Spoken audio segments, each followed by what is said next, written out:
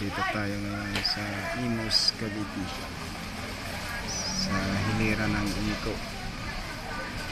Ito guys yung dinudumog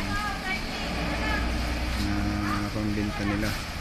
Mura dito guys, kaya kung sino man ang malapit dito sa Imus, punta na ako guys. Yan o, marami silang mga items guys na pagpipilian dito.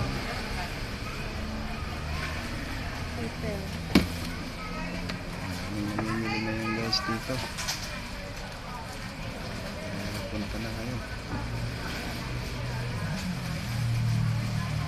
Maraming items guys. Sige.